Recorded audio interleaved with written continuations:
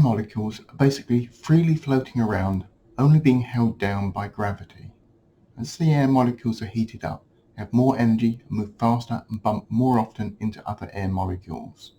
The warmer the air molecules get, the more they tend to spread out, so the less dense concentration of air molecules for a given volume. So as the air warms up, there's less mass of air in that volume of air.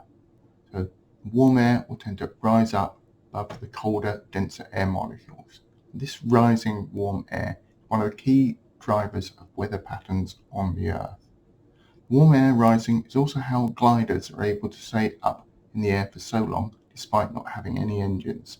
Gliders will seek out areas of warm, rising air and circle these thermal air currents to gain altitude, enable them to glide to another thermal in distance, using their wings with large surface area compared to the weight of the body to maximize the lift they get from these moving currents of air.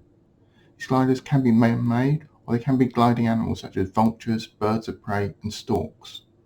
When the sun shines down on the ground, it tends to heat up not just the ground, but also the air directly above the ground. But not all different terrains warm the air above the ground to the same extent. So strong thermals can be created over ploughed fields, barren rocky areas, or towns and cities, because there's nothing to stop the heat rising from these surfaces and generating the lift. Now there is another effect created by the changing air density as the temperature changes. You've probably noticed on a regular basis, but was unsure of precisely what was happening. So when you open the door of a freezer or a refrigerator, an air exchange takes place, with some of the warmer area from the room being exchanged with the much colder area of the fridge. And once the warm air enters the fridge, the door is closed, the air inside the fridge rapidly starts to cool down the new warmer air.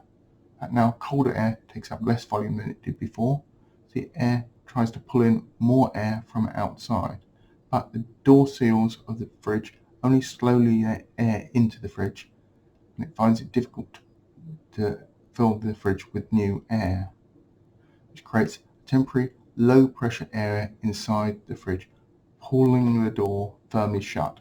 So if you try to open the fridge door again before the air pressure has had time to equalize, you find the door very difficult to open as you're battling against the air pressure, keeping that door closed.